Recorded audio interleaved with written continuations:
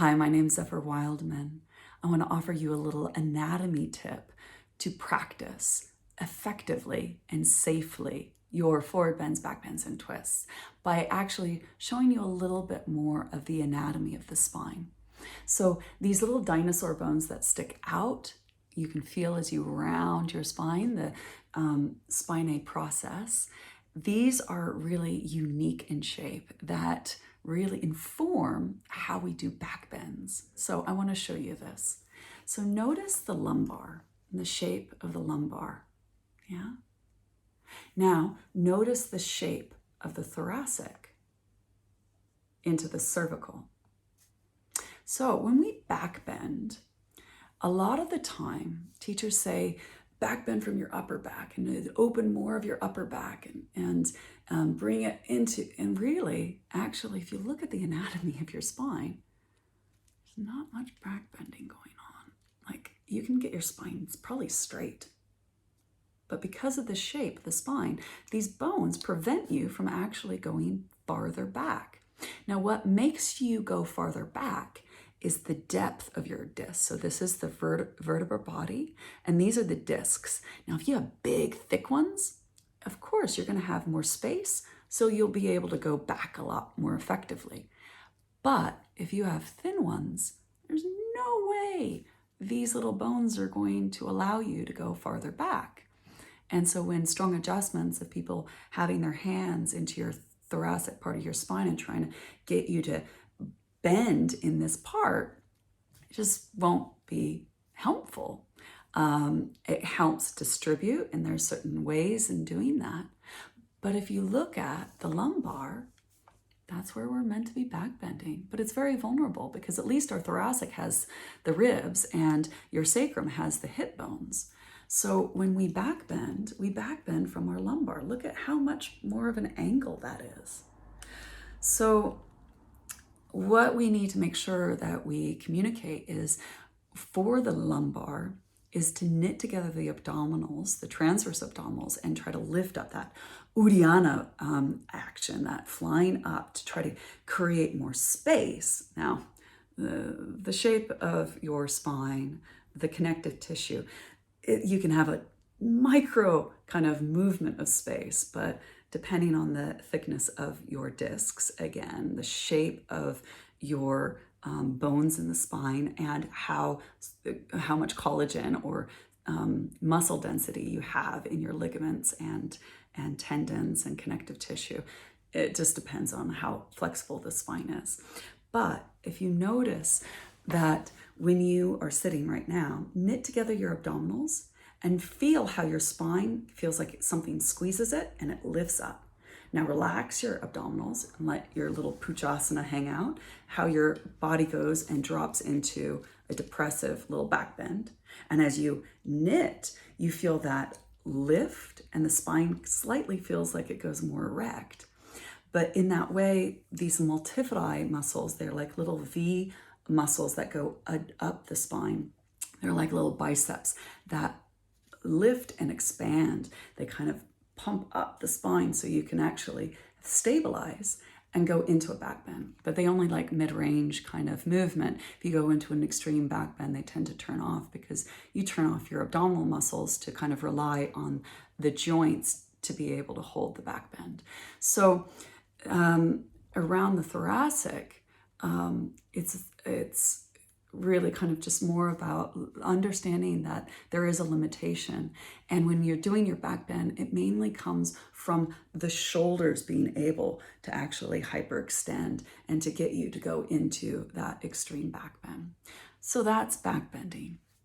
I wanted to talk about now twisting, which is I found really fascinating when I started to understand how to best twist and effectively twist by actually just looking at the vertebra. So you see the shape of the cervical, they're kind of lying on top of each other.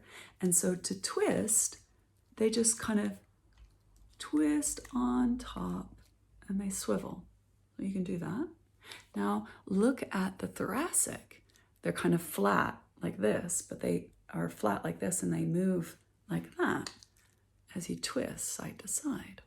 And that goes all the way through the thoracic.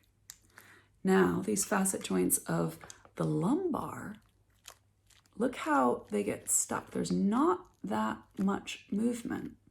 So you can see how they go up and down and they hit quite easily. So there's not a lot of twisting ability. So when teachers or you twist from your navel and you twist from your belly button, which is pretty much directly where the lumbar is, notice how it hits. There's not a lot of twist, but if you twist through your thoracic, there's a lot more twist, and cervical. So you start to see that if you create a huge amount of twist or you're yanking, that bone is going to hit on top of each other. You get little bone spurs, heat, and arthritic changes over time, but you can also fracture these little bones, these little facet joints.